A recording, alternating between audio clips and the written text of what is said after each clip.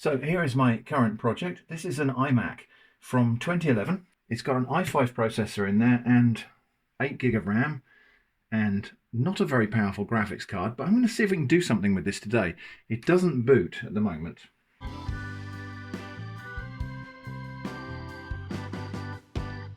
I got this free on Facebook Marketplace. The chap was giving it away.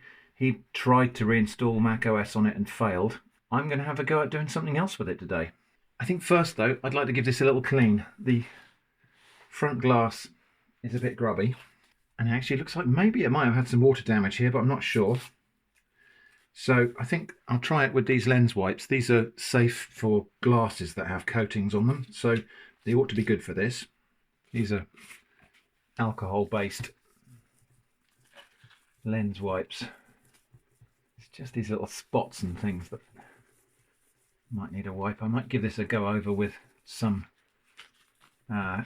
just a soft cloth and some water in a minute, but this is just to get the grease. I think there's some grease spots on there. This is just to shift those.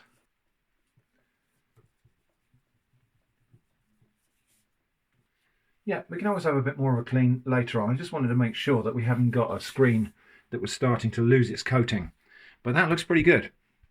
In fact, I can see my face in it. Hello. So when we start this up,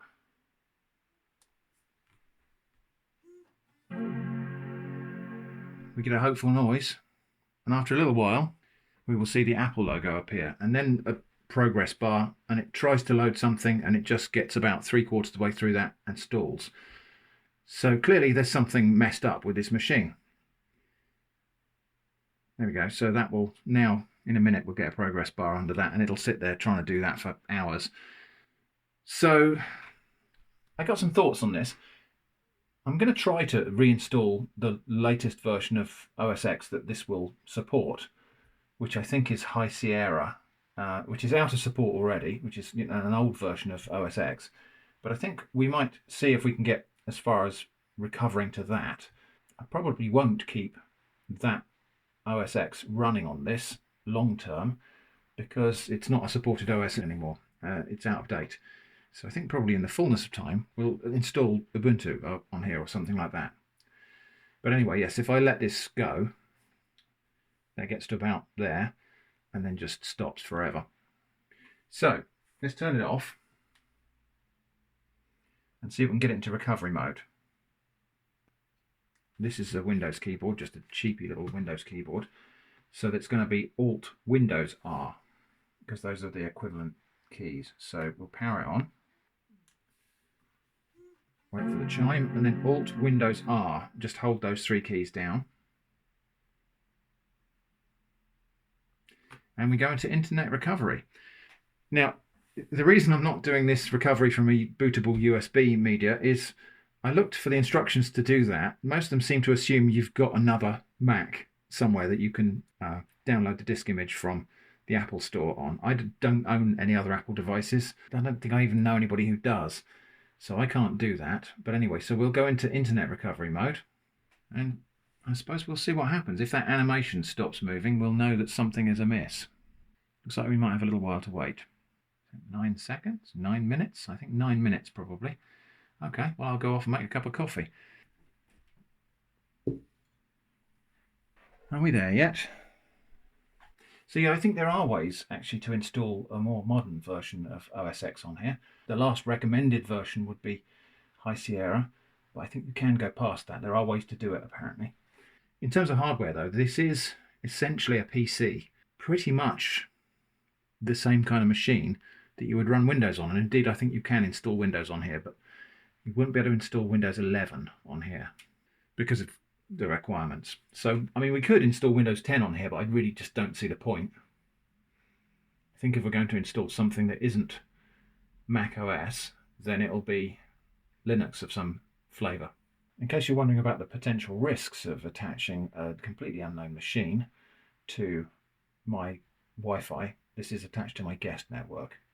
So this hasn't got access to my other machines. Right, we got to the end of that bit. Now something else is happening. There's a progress bar and it's moving. I assume this is booting into some recovery or installer or something. It's Still needs a bit more cleaning up around here, but I'm quite pleased with the way it did clean up. I think it'll brush up quite nice when we're sure that it's going to be a usable computer. Now, what do I mean by usable computer? So this is quite an old machine, but it was free. What I want to do is to see how much utility we can really get out of this, to see if we can make this into the kind of machine that maybe we might put in a guest room, and if they need to get online to do some stuff, they'd have a machine that would be useful. So this is my objective for this machine, I think, is to make this a usable desktop machine. I don't expect to be doing any gaming on here. That's not a thing I tend to do very much of anyway. But I want to see if I can make this into the kind of machine that you might just set up somewhere for somebody else to use in a very general internet and document sort of use sense. Right, here we go. So reinstall macOS, reinstall a new copy of macOS. I'm tempted to go into the disk utility and have a look and see what's going on in there. I assume we'll be able to get back to this. So there's a broken installation of macOS there at some. So there's 160 meg volume and a not very much of anything. Anyway, okay. I think we'll just reinstall macOS then, see what happens. Is it going to ask me for recovery server could not be contacted? Interesting. Well, we're definitely online.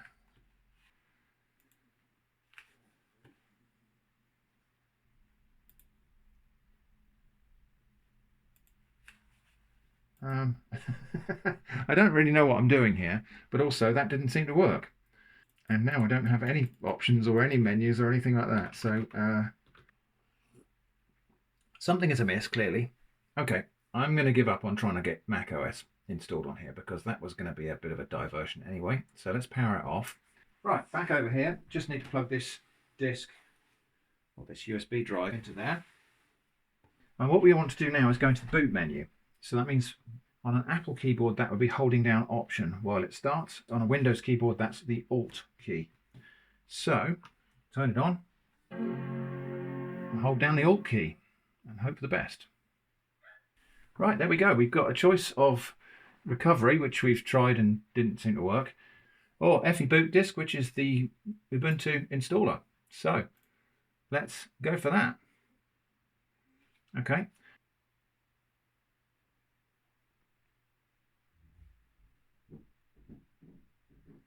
We're now booting into the version of Kubuntu that runs from the USB stick, where we will have the option to install it. Right, well, we've got a mouse cursor. In a minute, I'm sure we'll see some kind of welcome screen. Let's get you in a little bit closer. I can't do screen recording on this because I haven't installed any software on it. Okay, I'm just going to go and install it. So now it's connecting to various servers and probably downloading the latest versions of some things. Okay, next. We are in the right location. I want a UK keyboard. Full installation, I think. And I will erase the whole disk.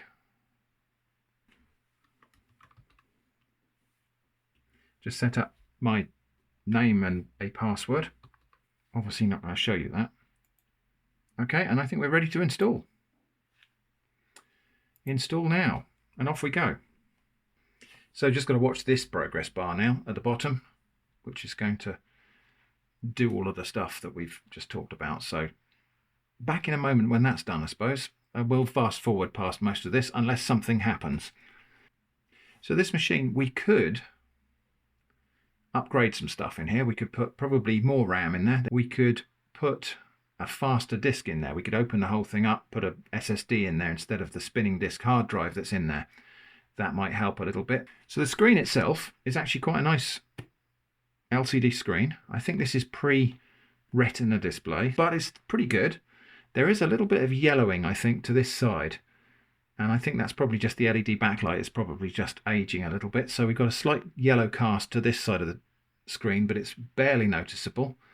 And once we've got a desktop in there with colours and whatnot, it won't matter. And especially if I was to use it in dark mode, although I probably won't. So I don't know if we'll stick with Kubuntu. I've not used Kubuntu before. I have used the KDE desktop before, but that was years and years ago. Okay, we've suddenly zoomed up to 67% now, so we're getting close. Important to note as well, nothing I'm doing to this machine is completely destructive. So if somebody after me wants to take this machine and restore it back to its initial Apple glory, there's nothing to stop anybody from doing that. I'm installing a different operating system here, but all of that could be restored back to the way it was by some future Apple enthusiast if they wanted to. But actually, I think it's not a bad thing to do with an old machine like this, to give it a new life, to give it extended use. It's a beautiful piece of engineering. There is no denying that Apple makes good physical hardware, and it deserves to have a little bit more of a life. And that's hopefully what we're doing. Right, that took a little while, but we're ready. So I'm going to click done. It's going to restart. And at some point I'm going to be asked probably to remove the USB stick. Oh, here we are. Please remove installation medium, then press enter. So USB stick's going to come out now and enter. Now we still get the chime. I don't think there's any way to stop it doing that unless there's some setting in the whatever is the equivalent of BIOS on this machine. Annoying specks of dust on the screen. Now this isn't a touch screen, which is part of the reason the screen is still in nice condition. So this is first boot, which might be a little bit slower than subsequent boots. Right, there we go. So we've got a login screen. I should hope that'll be a little bit quicker next boot, but we'll see. If not, we might have to install something a little bit lighter weight than Kubuntu.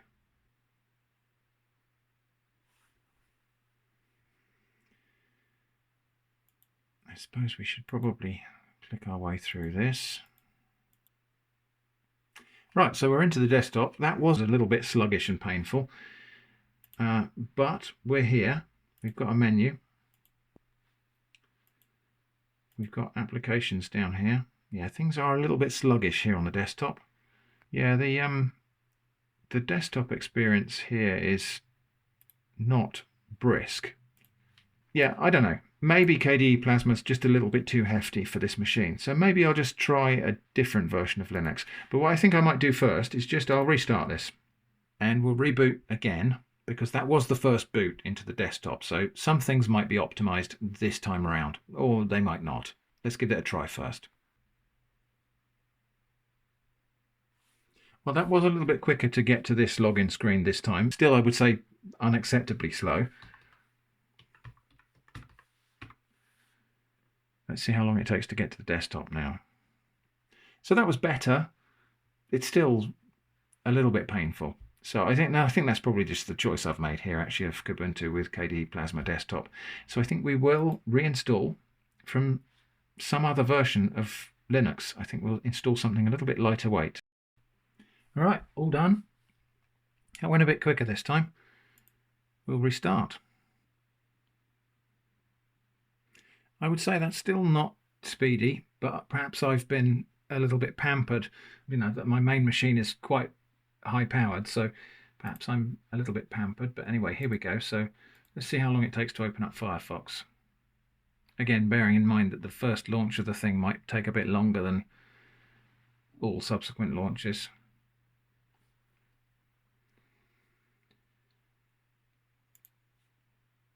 Let's just try that again. Yeah, that's not too bad. That's certainly usable. So, I mean, it's a usable machine. I'm going to be interested to see what it's like for booting from cold. So let's just shut this down now.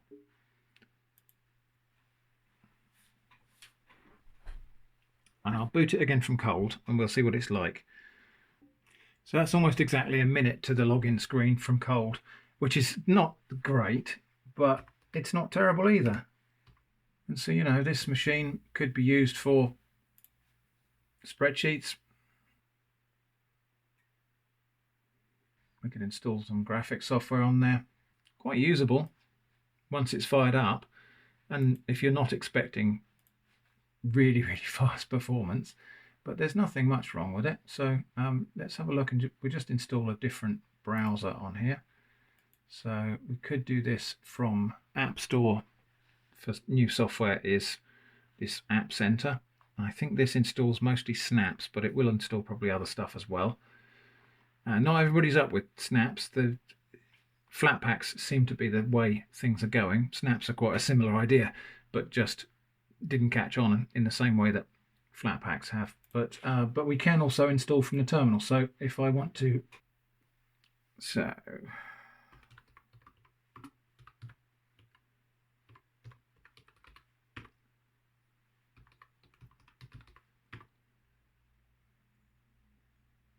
we can do some upgrades.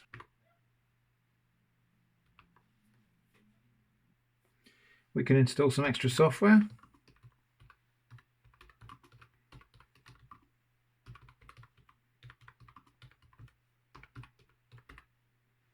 So I'll install Chromium and Inkscape.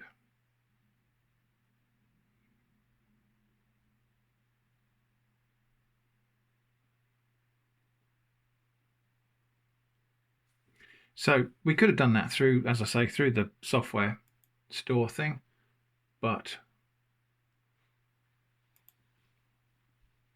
you can also do it through the terminal. So there we go. There's the Chromium browser, which is, I think, probably a little bit faster to launch than Firefox. Inkscape, where have we got? Graphics, Inkscape. I also just installed that.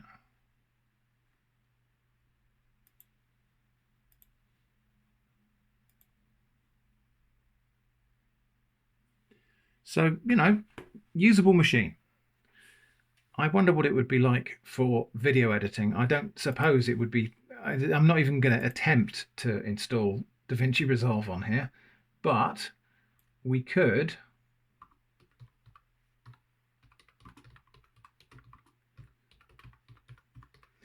install Kdenlive.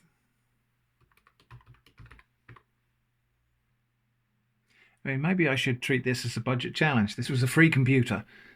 The only thing it cost me was the petrol to go and get it. Maybe I should do a budget challenge where I say, okay, for a week, I will only use this computer for my video management and editing and so on. Right, so that should be Kdenlive installed. Let's have a look and see. Well, there it is. Does it run?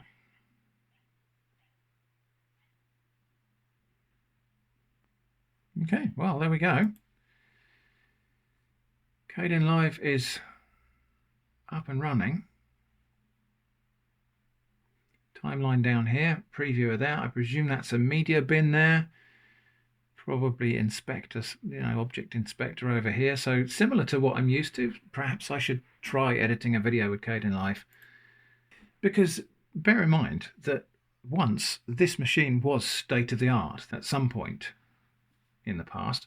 Now, obviously, the demands of software have moved on quite a lot since that time, and the size of data has increased and our expectations have risen. But at one point, this machine was state-of-the-art, and it should still be a functional machine. Blender, there we go. What does that look like, and how long does that take to run? Your graphics card driver or driver is not supported. Yeah, well, continue anyway. Or not. Yeah, Blender's not playing. Okay, well, we'll get rid of that then.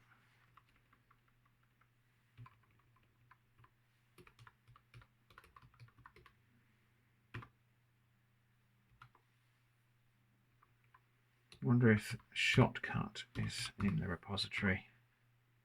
Yeah, so Shotcut is there. Shotcut is another video editor, so we'll install that and have a look at it. Okay, so where were we? Sound and video, Shotcut.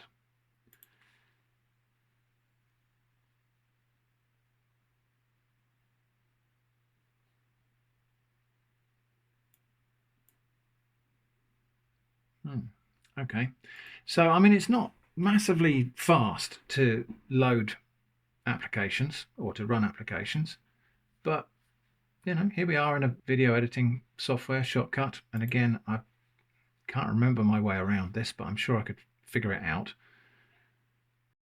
Okay, so here we go. Here's a little bit of hardware info from an application called Hard Info.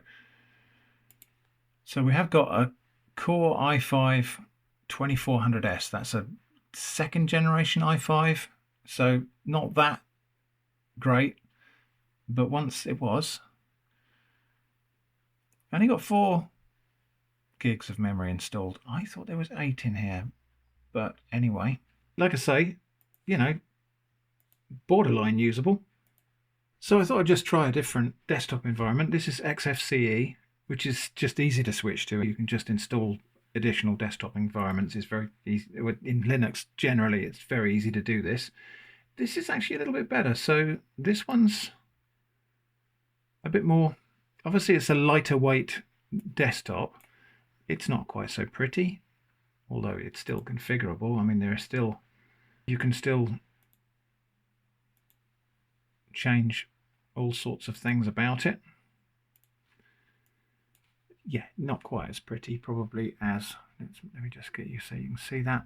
Not quite as pretty, I think, as the Mate desktop, but still very much usable. Right, well, after installing Linux on this old Mac and finding that okay, I did actually manage to find a copy of the High Sierra install ISO. So I've put it onto this USB stick. We're going to try to see if we can restore this Mac back to OS X. I probably will end up putting Linux back on it after this, but we'll see. I think I need to start this up and press Alt again. So, okay, and then we're going to boot from the High Sierra install disk. Okay, something is going on. So we got the progress bar suddenly shot up to 100%. Then there was another one, and then which went really quickly. And here we go. So install macOS. We've got the opportunity. Now this might go the same way that the internet recovery went, but we'll see. The copy of the install macOS High Sierra application is damaged and can't be used to install macOS. Darn it. Let's just have a look at disk utility. This is going to be a bit like gparted, basically, or partition manager. So that's a shame. We can't install from that image. Now I got that image from, there's a GitHub repository of OS X install media, and I downloaded it from there, but that doesn't seem to have worked. I'm going to try something else. Ethernet cable, the other end of which is plugged into my router. So we'll try the internet recovery on here, but with a wired connection. I don't know that that'll make any difference, but we'll give it a go. So I need to do Option Command R. Here we go, internet recovery. This may take a while. Now presumably this is still just booting the same recovery environment that we had when we booted from that removable media, but this is downloading it from Apple. Or streaming it probably, I suppose. Now this didn't work before, so there's a possibility it won't work this time. This iMac is from before the era when Apple's devices needed to be prepared for new ownership. So I think nowadays they've got the trusted platform module in there, and you have to kind of prepare them to, if you're going to sell a Mac, you have to prepare it, or else the new owner can't take ownership of it. This is before that, I think. So there shouldn't be any problem where this is locked or anything like that. Here we are. So it's same recovery environment that we had when I booted from that removable media, but hopefully this might work. Now this failed last time because reasons. It wasn't very, very clear, but it just didn't work. Could be the connection got interrupted. So this is on a wired connection now. Maybe we'll be lucky. The recovery server could not be contacted. Interesting.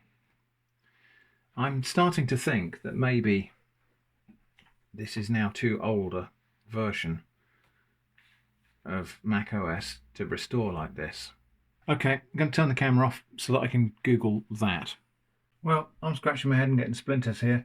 The installer is failing. I'm looking at the logs here. I did find a guide online for that error saying that it was because it was trying to use HTTPS and that server's not active anymore. But if you fall back to HTTP, it would work. I can't find any match for the errors that I'm seeing on that help article against these. So I think I'm having a different problem here. But troubleshooting this I'm not even sure how many of these things it's reported here in the installer log are even critical errors. It's talking about could not pass color list file, for example. It doesn't sound like that would be a critical failure. And it's, you know, duplicate keyboard ID and stuff like that. So I can't see anything in here that actually looks like it would be the critical thing, except it's just saying it can't. The Quartz Frameworks library couldn't be loaded from System Library Frameworks, Quartz Framework, and so on. So it just looks like that's not working, and I don't know how to fix it. I did try resetting the NVRAM just in case there was something weird in there.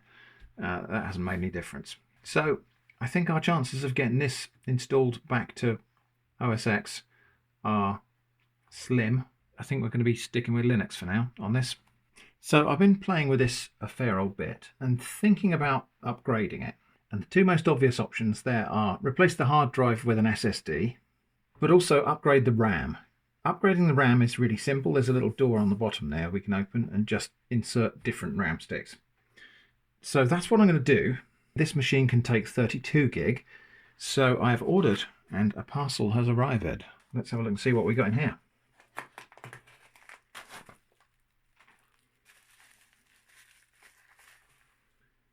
Not packaged in anti-static packaging, which is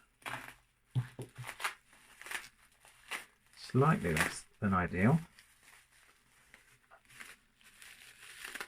So I've ordered some 8 gig sticks, 4 of them, to make 32 gig, which is the maximum capacity this thing can handle. The maximum configurable that you could order it with when it was new was 16, but it can take up to 32. That wasn't very expensive. About 20 quid for the RAM upgrade here, which I'm prepared to spend on this machine, given that the machine itself was free. So just flipping it over, there's this little door on the bottom here with 3 screws, captive screws, very nice design. And then these little plastic tabs. When you pull on these, it releases the RAM stick. So that's the old RAM sticks, 2x2 gig. A little bit difficult to see what I'm doing here. But the method of insertion here is a little bit unconventional. There's just a little guide that pushes them down and they just slot straight in. It's a bit awkward because the foot doesn't come off of this thing without disassembling the whole case. But yeah, the RAM just goes in there like that and just pushes down, clicks into place.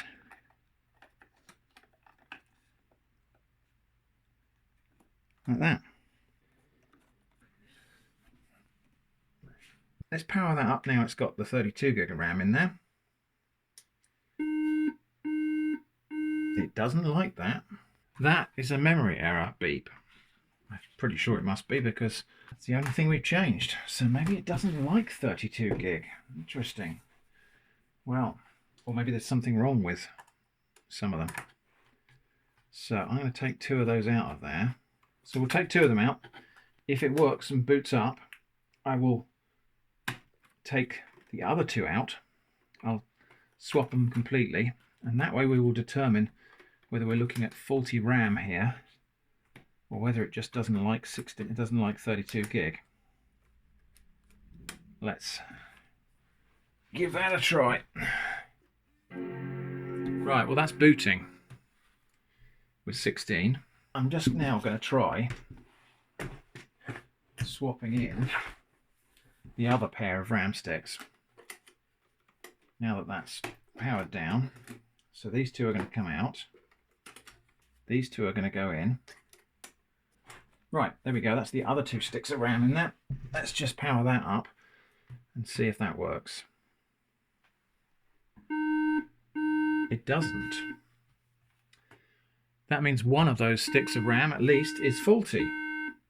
So now I'm going to take one of them out, halve the problem again. So we'll take one of these sticks out, that one. Only running on single channel memory now, but that will tell us whether the remaining stick of RAM is the problem. It is.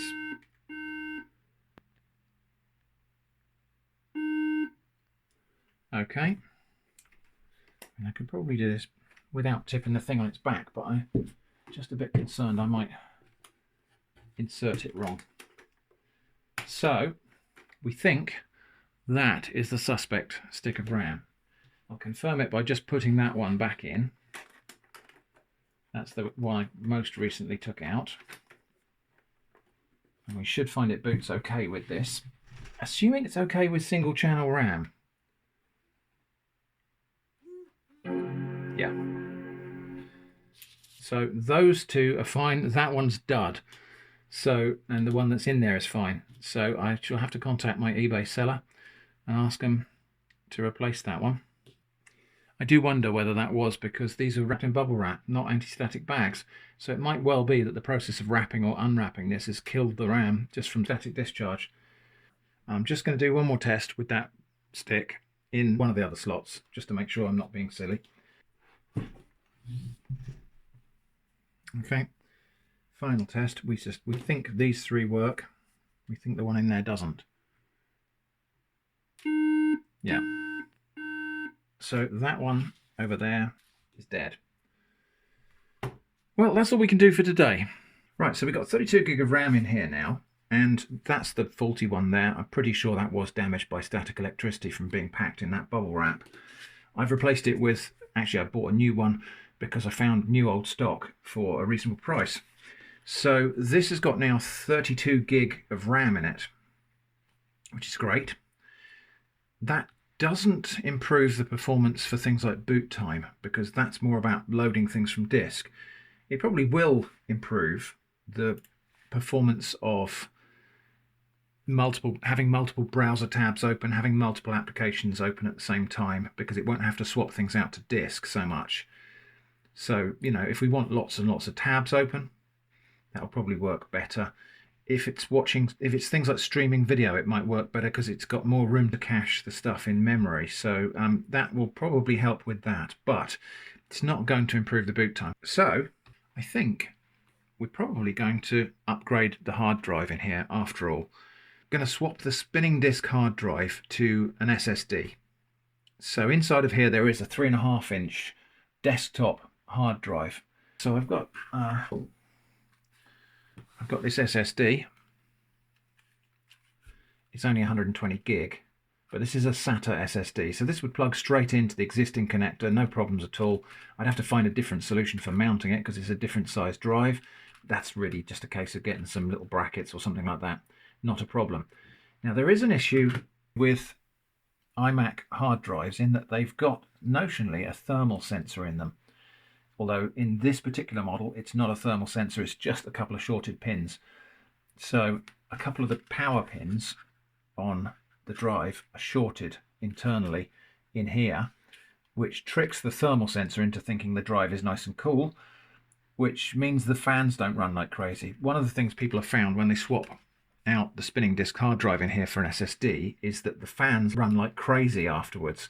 There are software workarounds for that, but I could just get a cable, short out the right pair of pins, and I think that's probably what I'm going to do, but I'm not quite sure. I'll probably open this up and put this SSD in first and do a trial run with this. This is quite an old SSD, it's not particularly fast, but there is a point here that it's probably not worth throwing the very newest components at this, because the bottleneck will be somewhere on the motherboard. So this SSD, whilst it's not the fastest, in fact it's possibly one of the slowest,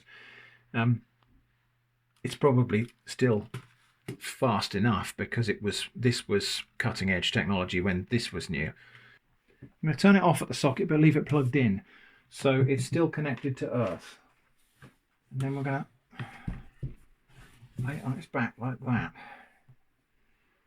And now what I understand I've got to do, suction cups, is, I can probably just do this on one corner actually, is pull here. There are some strong magnets holding this screen glass on. There we go. Okay, so we should now find that glass comes off completely. That's good. Just held in place by magnets. And then I've got some screws to undo to loosen this screen unit. So this VDU is basically a monitor built into here, and there are 8 screws holding it down, I believe. So I've got to undo the screws that are securing this screen in place. Now there are 4 cables underneath here as well that I need to make sure that I don't just rip when we get this undone. Anyway, if I'm having to use tweezers to get these out, that means that's going to be fun and games to get that back in. I know that some of the guides I've seen about disassembling these, they only put about 4 of the screws back in when they're finished, because... So I don't know if I've removed some screws here that I don't need to, but I've got more than 8 screws in my little pot now. So yeah, that's it there. Now when we lift this up, we will see that there are some ribbon cables attaching various things to various other things inside, and I don't want to strain those. That's about as far as that goes. I'm just going to prop this open with this little cardboard thing here. But I'm just going to get a light so I can see where all of these things are. Okay, so this will be the point where I destroy it if I'm going to. That little connector there, just pulled it straight out of there with those 2 little tabs. I actually just got the tweezers on there, pushed it away from its connector. That is its connector there on the board in this corner. There are 3 other cables, and they're all different in the way that they fit together. There is this ribbon cable here, which really hasn't got an awful lot of play, and I can't quite see how that's meant to plug in. I don't think there's anything... I can't even see really how the socket works for it. I might have to stop the video and just go off and consult a guide. Okay, next thing we do then is just shimmy the screen over a little bit, and this connector here just needs to pull out from this socket. There's a latch on the top. That's that one. And so that cable there is just routed underneath that bracket. So that's the second cable out. Third one is going to be tricky. So this is the ribbon cable here. There is a little tab that lifts up there. It's got a little locking bar. There we go, that's pulled out. Okay. And then there's one more over this side somewhere that we still need to get out. Right, that's all 4 cables detached. But now the whole display assembly lifts off. So just to go over that all again, so there was 1 cable plugged in here which was just a push fit, just had 2 little ears that you could grab hold of and push it out in that direction. There was 1 here which required a little latch to be lifted up, and then it pushed out in that direction. There's 1 here by the button cell. This is the LCD connector that had a little piece of tape that lifted up and then had a little lever attached to it, and that just pulled straight out. And then the 4th cable came out of here, and again it's one of these connectors that's got little ears on it, so it was just a case of getting hold of the little ears like this and just pulling them out. I'm not going to pull these ones out here because I don't need to. I've got to say, I think that was a little bit more fiddly than it ought to have been.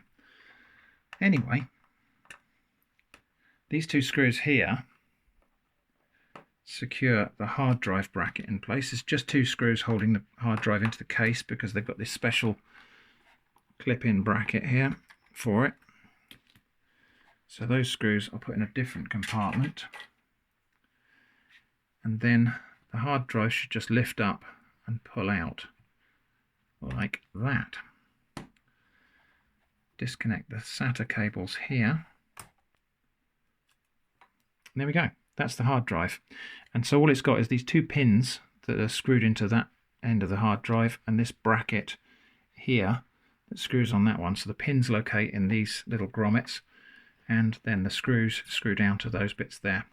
Because this hard drive doesn't generate any vibration at all, it's a no moving parts, I may just drill a couple of holes in this bracket even just one extra hole in this bracket so that I can just screw this hard drive straight onto there. There is a piece of foam. We had metal coated foam. This is an anti-static thing, I think.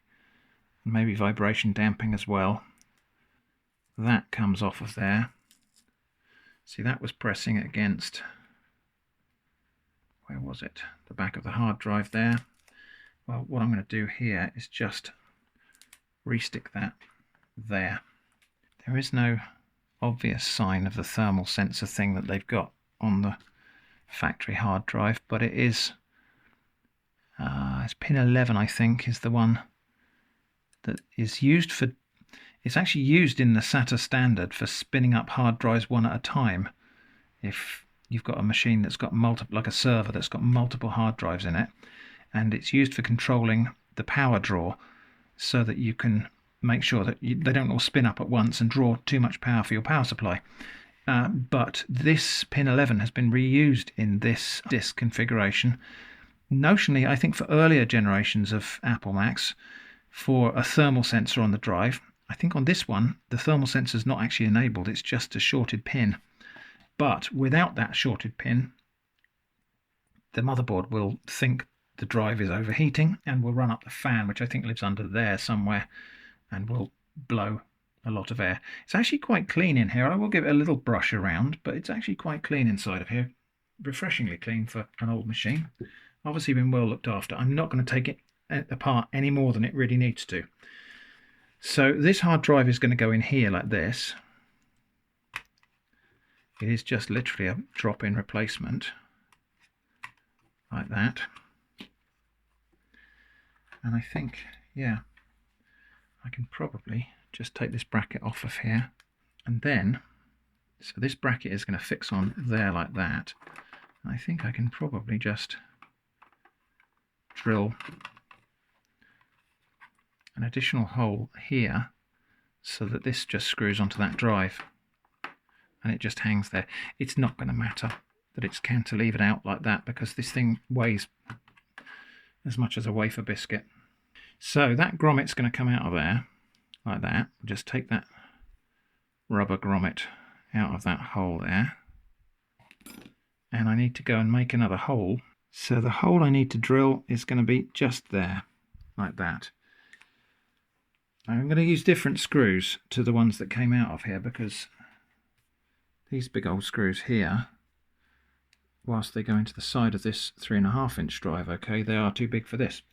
So using the appropriate size screws, and I think this one will go through there just and catch on that drive there. I just need to go and drill a smaller hole here. I'll just use a hole big enough for this screw to go through, because these rubber grommets don't really serve any purpose here except now to pad that large hole to a smaller hole so this screw doesn't just fall straight through it. So I'm going to go and drill like a 3mm hole in this bracket, and we'll be back in a moment.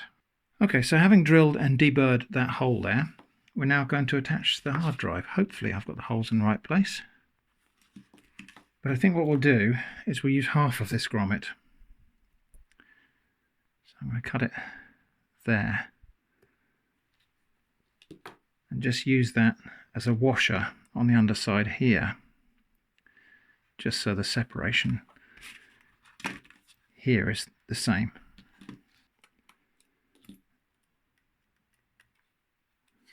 There we go. And then we'll plug it in.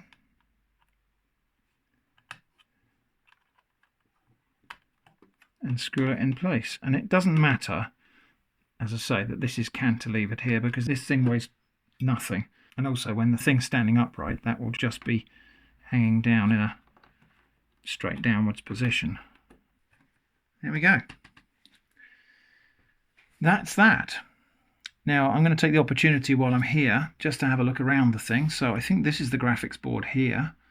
I think that's the LED driver, backlight driver there. Over here, optical drive, main motherboard. I think the CPU is under here somewhere. Yeah, I'm not going to take it apart further than that. We could take it out completely, renew the thermal paste, do all sorts of things, but I haven't seen any evidence of that being necessary. I mean, the vintage of it ought to make it necessary, but I'm just going to let sleeping dogs lie there, I think, because I don't want to take this apart any further than I really need to. Now I've got to get those ribbon cables back in and get this all put back together. Put this back together, I'm going to turn it back up the right way so that I can just get a little bit of an assist from gravity. Right, I'm going to put the camera over here. I don't think you're going to be able to see what I'm doing a lot of the time here because I've got to reach down and plug things in on the board. But the screen, which I'll try not to touch the front of, slots back into there. And then I need to find the right places to plug all of these things in. And of course it's all the other way up now. So now I don't know what anything is. Yes, I do. So this one here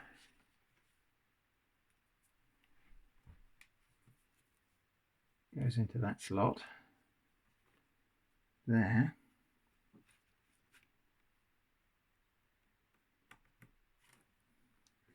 That's it. Really doesn't feel all that positive the way that clips in, but that is in. And then we've got two over this side, which I'm not even going to try and move the camera while the screen is perching like this.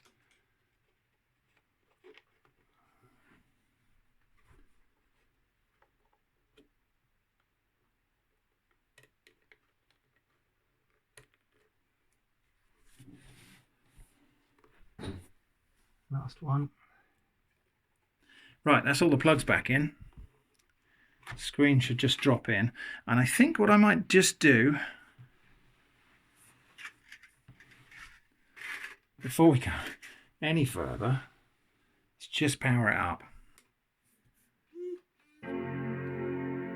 Okay, and we've got a working LCD.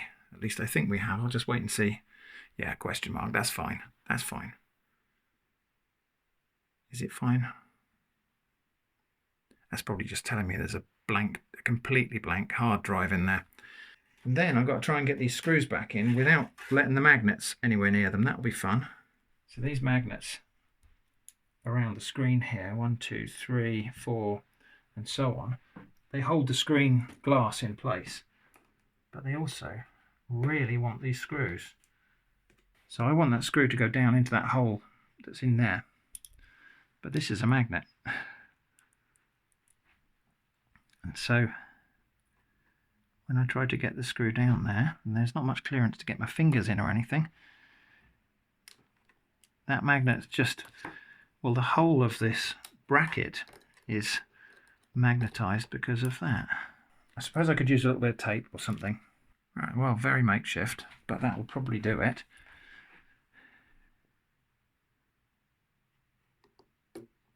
Yeah. Right, 8 screws and 9 pieces of duct tape later, I'm just going to get the finger marks off of this screen. Just got a lint-free cloth here. It's an interesting little scratch just there. I don't think that was me. Interesting bit of something there. Don't know if that means this has been a part for repairs at some point in the past. So I'm just going to make sure there's no finger marks on the back side of the screen here, or at least on the visible bit. Just give that a rub over, and then I can clean up the front bit when we get it back on. Right, try not to touch now the transparent part of the screen. That then goes down into that slot like so, and should just drop back in place. Slightly pinching my finger on the way in. Right, that's now reassembled. I'm just going to get this cleaned up, and then we'll get it back upright and boot it up, install the OS all over again, and then see how much more performance we've got. Right, this next part I can probably do in my sleep now.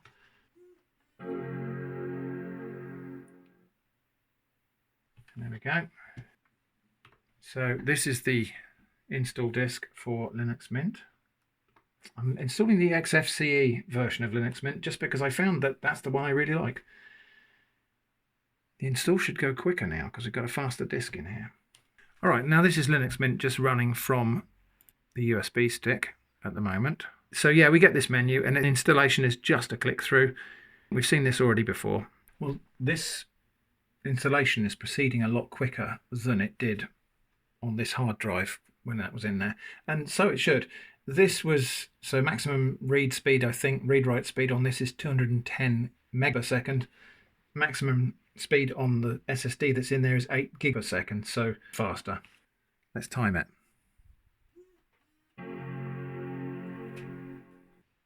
Okay, so that was 25 seconds from the chime to the login screen. That's not bad. That's less than half the time it was taking. It was just over a minute before, so that's not bad. And actually the desktop comes up really quick as well. Let's see how Firefox loads up now. I've got a bit more memory in there. That's actually pretty sprightly. And I'll try, well, let's try something we didn't open, so Writer.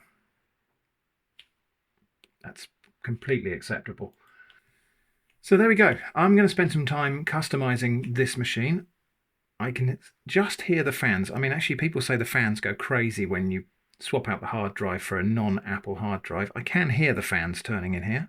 I'll just shut up so you can hear it. But I wouldn't call that loud. I'm going to run updates on here. And we've got a machine that's got a new lease of life. And it actually feels like a really decent machine now. It obviously still isn't going to have the grunt to do really hefty stuff. But it's a good enough machine for many different uses. Okay, so that's probably about it, really. I just need to install a few more bits of software on here that I might use. I've installed a thing called mbpfan, which just controls the hard drive fan, which was going crazy. There is a thing called cooler control, but it's a very big and complex thing, and I don't need all of the things it does. So mbpfan just runs in the background and keeps those fans under control. So that's those things installed. Let's have a look at Inkscape. That runs up pretty quick now.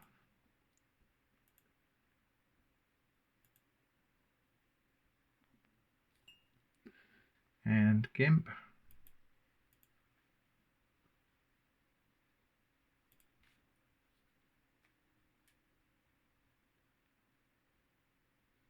It's first run, so it has to do a bunch of stuff. But so let's just try that again. Subsequent runs on there. Yeah, that's a perfectly usable machine now. So total cost for this project was about 20 quid for the RAM. The hard drive already had in stock. I can't even remember how much I paid for that. I've had it for 5 or 6 years, so I think we'd just count that as free. The Mac itself was offered free. I did actually give the chap some money because I just felt like the freebie was too good a deal to take, so I did give him a few pounds just for his trouble. And there we go. Anyway, we've got a perfectly usable machine. There is just one thing down here that that probably needs to change still, so I need to get a badge to go over the top of that, and that might actually be the most expensive part of the build unless I make my own badge. But anyway, that was me refurbishing it to a limited degree and reviving a 2011 iMac. I hope that's been interesting. Thanks for watching, and I hope to see you again soon.